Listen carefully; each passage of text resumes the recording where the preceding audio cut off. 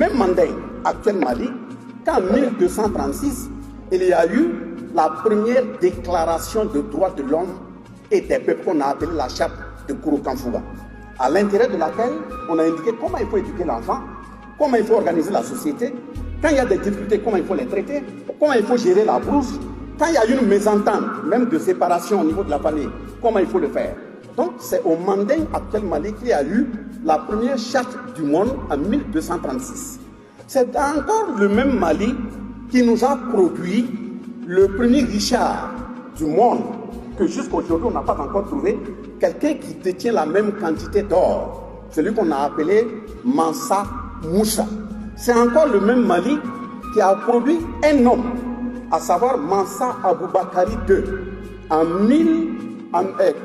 Mansa Aboubakari II, qui a été le premier explorateur, ça veut dire qu'il voyageait à travers le monde et qui a découvert les États-Unis en 1312. Ça veut dire lui, il a été aux États-Unis en 1312, c'est 180 ans après que Christophe Colomb est parti aux États-Unis. Et comme on a décapé notre cerveau, on vient écrire dans nos manuels, on a mis notre grand-père de côté en disant que c'est Christophe Colomb qui a découvert les États-Unis d'Amérique. Voilà pourquoi on va réécrire les livres pour que l'histoire soit correctement retracée et savoir que c'est notre aïeul, Mansa Aboubakari II, qui a découvert les États-Unis d'Amérique en 1312. Mais justement, c'est encore dans le même Mali que la première rencontre de création de la CEDEAO a eu lieu en 1975 avant d'aller faire la rencontre au Nigeria pour tenir en mai 1975 la création de la CEDEAO. Avec Moussa Traoré, qui était général au Mali, avec Séni Kountché au Niger, avec Eyadema au Togo, avec Lamizana au Burkina, etc. Donc, et c'est encore au même Mali qu'en 1959, il y a eu ce qu'on a appelé la Fédération du Mali.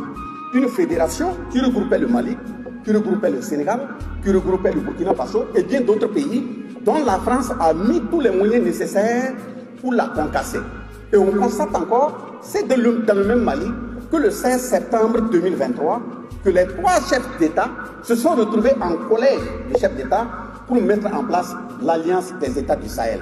Donc on ne peut pas venir se retrouver parler de la Confédération sans s'incliner quand même sur la mémoire de tout premier pionnier historique au niveau du Mali, donc après Soundiata Keïta, donc Modibo Keïta, dont le nom sonne aujourd'hui, qui le repose en paix. Mais après lui, il faut venir chez nous. Et en venant chez nous, vous allez regarder également dans les manuels, même si on n'en parle pas beaucoup, on a intérêt à en parler beaucoup parce qu'il ne faut pas nous laisser traficoter l'histoire. Vous allez entendre parler de Wezin Koulibaly. Wezin Koulibaly, donc l'établissement, le plus grand établissement de Bourgogne en son nom.